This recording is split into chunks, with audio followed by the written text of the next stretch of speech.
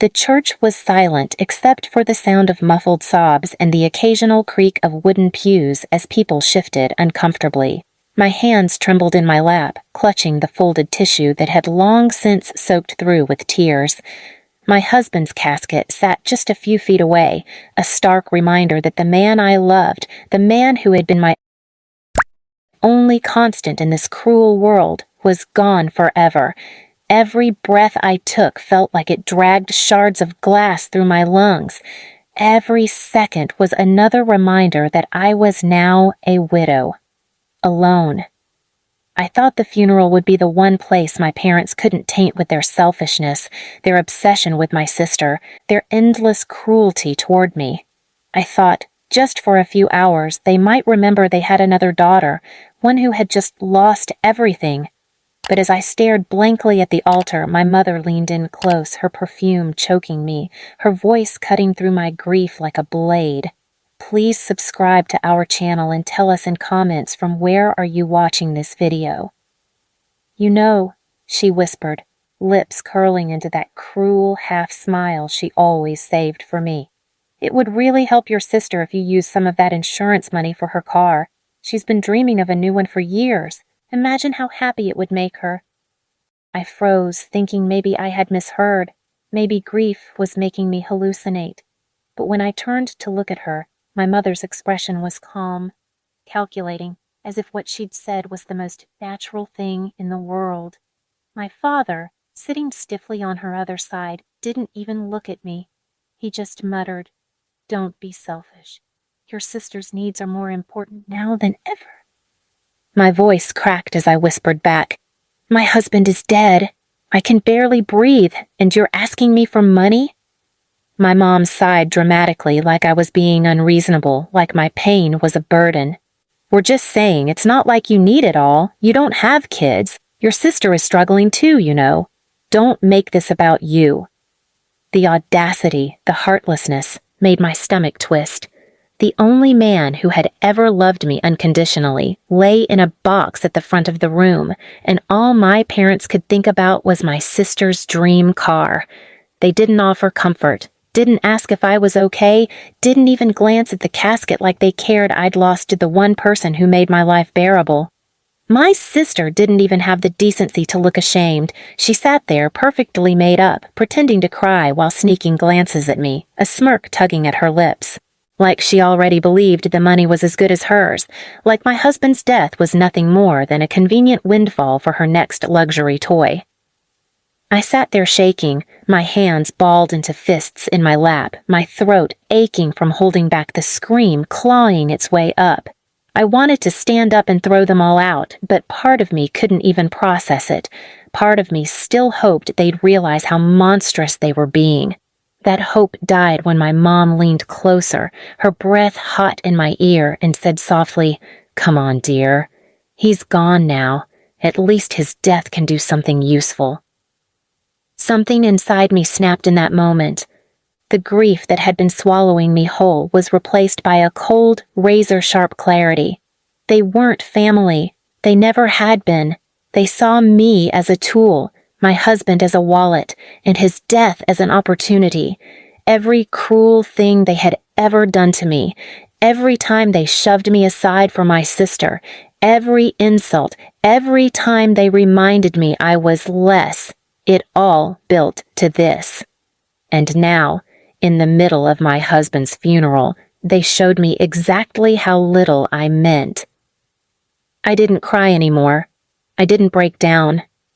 I sat there dry-eyed, staring straight ahead, and in that silence I made myself a promise. My parents and my sister would regret every single moment they had stolen from me, every ounce of pain they had inflicted, every time they treated me like I was worthless. I would not just walk away this time. I would not forgive. I would not forget. They thought his death was their payday. They thought I would roll over, hand them the insurance money, let them profit off my grief like they always profited off my humiliation. They had no idea who they had just created that day. because my husband may have been gone, but his love had left me something far stronger than money. It had left me with the courage to stop being their victim and start being their reckoning. And this time, I wouldn't just make them regret asking me for that money. I would make them regret every breath they had wasted looking down on me. The day after the funeral, the house felt like a tomb. The flowers from the service were already wilting, the scent of lilies mixing with stale air, making me nauseous. My husband's jacket still hung on the back of the chair where he'd left it last, his watch on the nightstand where he'd forgotten to put it away. Everything screamed his absence, but louder than the grief was the memory of my mother's whisper, "At least his death can do something useful." I spent hours sitting in the dark, my mind racing through every insult, every wound my family had carved into me over the years. The time they skipped my graduation to celebrate my sister's new boyfriend, the birthdays they forgot while throwing lavish parties for her. Every Christmas morning where I was handed a sweater 2 sizes too small while she got diamond bracelets. My husband had been the only person who made me feel like I mattered, and now, at the lowest moment of my life, they had shown me they didn't just see me as worthless. They saw my husband's death as their lottery ticket. For the first time in years, I felt something other than grief. A cold, razor-sharp determination began to burn in my chest. This wasn't going to be like all the other times I let them win. They'd spent their whole lives turning me into their punching bag, the forgotten daughter, the one who owed them everything while getting nothing. But this time they had gone too far, and I had something they wanted badly enough to show their true faces: money. I called the insurance company first thing the next morning. The agent was kind, speaking softly as he went over the policy. My husband had left everything to me, enough to take care of my future, enough to give me stability after everything life had ripped away. But instead of thinking about myself, all I could hear were my mother's words at the funeral. My sister's smug grin. My father's muttered, "Don't be selfish." They had made one thing clear: they weren't going to stop. They would circle me like vultures until I gave in or broke completely.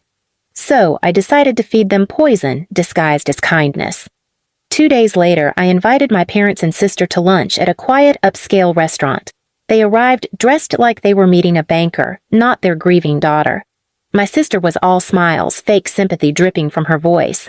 "Oh, honey, you're holding up so well," she said, patting my hand like I was a child. My mother didn't bother with small talk. She went straight to it. "So, about the insurance money." I looked each of them in the eye, my face calm, my voice soft. "You're right," I said, and their greedy eyes lit up. "I don't need it all. I've been thinking a lot about what's fair." I sipped my coffee slowly, letting them lean closer like predators about to pounce. "But fair," I said, smiling faintly, "has never really been this family's specialty, has it?" They frowned but said nothing, waiting for me to keep talking. "I'll give you money," I continued, "but not for free. You've always said I was nothing, that I owed you everything for even existing. So let's make it official." I pulled out a folder and slid it across the table. Inside was a contract perfectly legal, drawn up by a lawyer I had hired the same day I got the policy details. It stated that my parents and sister would receive a generous monthly allowance from me, on the condition that they publicly signed a statement of debt acknowledging every cruel thing they had done to me. Years of neglect, emotional abuse, their own words admitting they treated me as second best. The document was set to be filed and made public if I ever wanted to release it. At first, they laughed, thinking it was a joke, but when I didn't join in, my mother's face turned red. "What is this?" she snapped. "You expect us to sign this garbage? To admit lies just for a few dollars?" I leaned forward, my smile sharper now. "It's not a few dollars. It's enough for a new car, a new wardrobe, a dozen vacations for my perfect sister. Isn't that what you wanted? I'm just giving you what you've always demanded, my dignity in writing. The money's on the table, but you're going to pay for it in shame." Their silence was thick. My sister shifted uncomfortably, glancing at the pages, her greed warring with her pride. My dad slammed his fist on the table, muttering curses, but I stayed calm, letting their anger wash over me. For once, I had the power and I wasn't giving it back. I stood, gathering my things. "Think it over," I said, sliding a pen onto the folder. "You've spent my entire life making me regret being born. Now you can regret asking me for my husband's blood money. You'll sign, or you'll watch every lie you've told about being the perfect family burn in public court documents." I walked away, my heart pounding, knowing they were cornered for the first time in their lives. They wanted my husband's money? They'd have to sell their pride to get it, and I would enjoy every second of watching them choke on the taste of their own cruelty. 2 weeks passed before my phone lit up with my mother's name. I let it ring 3 times before answering, knowing what was coming. Her voice was sharp, brittle, and dripping with fake composure. "We've decided to sign," she said flatly, like every word burned her tongue. "Your father and sister agreed. Just bring the money. We don't need your theatrics." I almost laughed. They thought this was still a negotiation, that they could make demands in a deal they no longer controlled. "Good," I said simply. "Tomorrow morning. My lawyer will be present. You'll sign, get your first transfer, and we'll never speak again." They arrived at the lawyer's office dressed as if they were walking into a victory parade. My sister even had the audacity to joke, "Finally, something good came out of that tragic marriage of yours." I didn't react. Instead, I slid the papers toward them, watched their eyes skim over the legal text that laid bare decades of emotional abuse and neglect in their own signed confession. Every word was true, every sentence a nail in the coffin of their so-called reputation. My lawyer glanced at me once, silently confirming, and I nodded. The room stayed silent except for the scratching of their pens, signing away what little dignity they had left. When it was done, I calmly handed over an envelope, not cash, just a single check for the first installment, and stood up to leave. "Wait," my mom snapped. "Where's the rest? We expected more than this." I turned to her slowly, letting the cold satisfaction show on my face. "You'll get it," I said softly. "Just not the way you think." The next day, their confession statement, notarized and legally binding, went public. Every neighbor, every friend, every colleague they had boasted to about being perfect parents saw the truth in their own handwriting, how they had neglected, belittled, and emotionally abused their own daughter for decades, how they'd tried to profit off her husband's death without a shred of remorse. By nightfall, their phones were blowing up, not with sympathy, but with disgust. Invitations to social events vanished overnight. My dad's old buddies pulled out of every business deal he'd been clinging to. My mother's charity circles shunned her completely. My sister's boyfriend dumped her publicly, saying he didn't want to marry into that mess of a family. The cherry on top? The monthly allowance they signed for was tied to my own terms.